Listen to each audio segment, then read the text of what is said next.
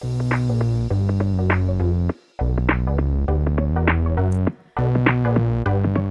the age of 8, my dad brought me a history encyclopedia. I loved it. I read it all the time.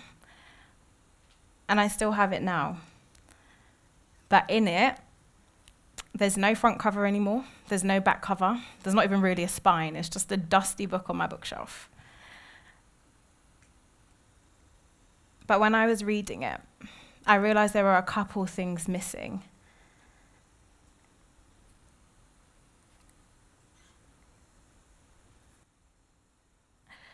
So this was me reading it, realizing there were a couple things missing. And then I'd go to my history classes and realize that there were a couple more things missing. And I started to think, surely history can't just be castles and white men in tights. Like, there has to be more to history than that. It can't just be that, like. My ancestors must have come from somewhere. Why aren't they in my encyclopedia? And so one of the stories that was missed was of a Brummie boy called Samuel Galton. We'll get to Francis a little bit later. But Samuel Galton was a gun maker. He made guns in Birmingham's gun quarter, and he sold them all across the world. He sold them in exchange for black women's bodies on the west coast of Africa. He sold broken and faulty guns for black women who would be sold into slavery in the Caribbean and the Americas. And it started to get me thinking that through colonization, through the white men in tights that were in my book, traveling all across the world thinking they knew what was best, the price of a black woman's body was equivalent to a faulty gun, to a broken gun. That was the value of a black woman's life. And so we skip forward a little bit to the 19th century, to a guy called Dr. James Marion Sims.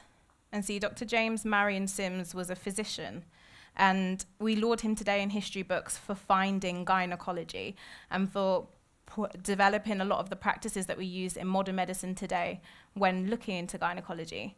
And gynecology is the study of women's reproductive systems. So any diseases or things that may be attributed to their womb, to their ovaries, to their downstairs parts. But what a lot of history won't tell you is that Dr. Sims perfected his ideas on gynecology on 3 enslaved black women. Their names are Anarcha, Lucy, and Betsy. And he used their bodies whilst they were alive and awake and in pain and screaming to rummage around, because he felt entitled to their bodies, because he didn't think they were human. Because, again, the price of a black woman's body is a faulty gun.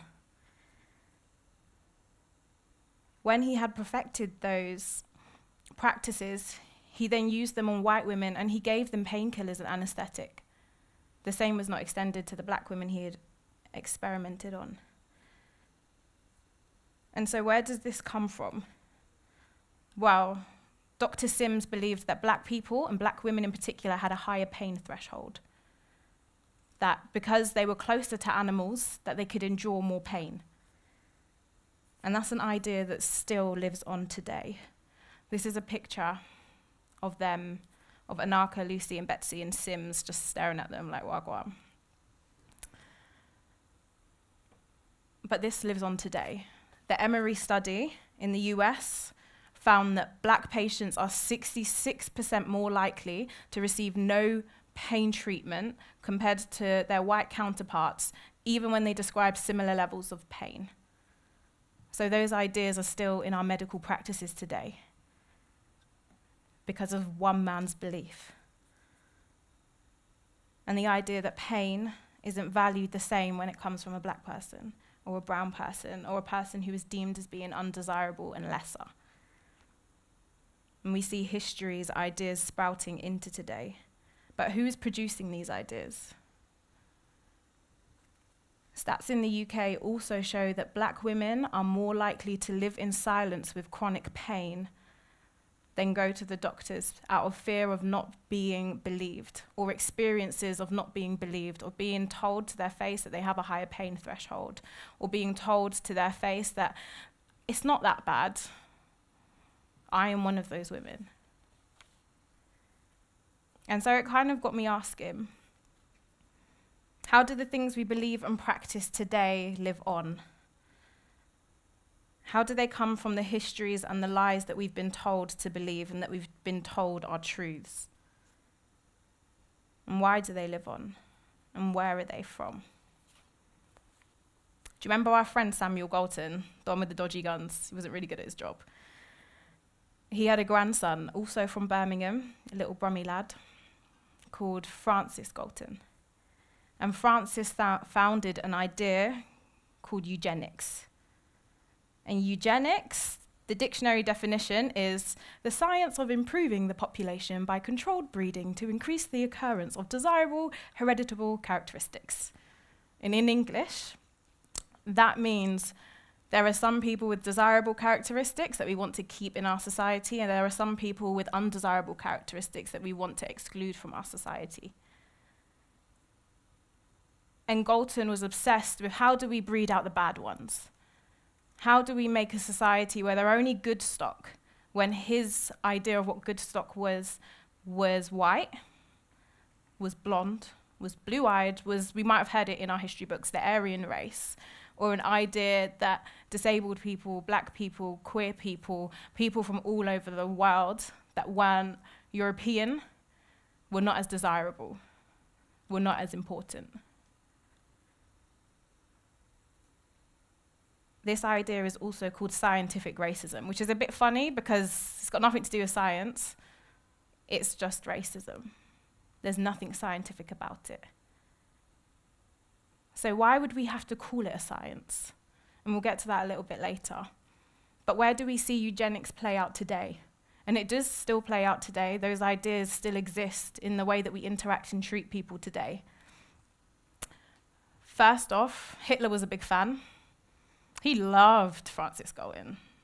His ideas of sterilizing mass disabled people, of exterminating millions of Jewish people, of destroying the lives and sterilizing black and brown people in Nazi Germany, came from a little book that Francis Galton, our Brummy boy, developed. And that's not where it stops. The massacres in the Congo by the Belgian government and King Leopold are also true of this same theory of dehumanizing. We also see it in the gynecology story I spoke about a little bit earlier, with black women being tested on. And closer to home, we see it in the beauty standards we hold dear. So the idea that white is right or white is default, the idea that you're prettier if you're closer to whiteness, the idea that we can dehumanize, so if you're closer to whiteness, your pain is valued more. We also see it in our schools and in our institutions. And the fact that black boys can't go to school with afros in some schools in Birmingham. They can't have fades, they can't have their hair dreaded or plaited or growing how it grows from their scalp because it's seen as being undesirable.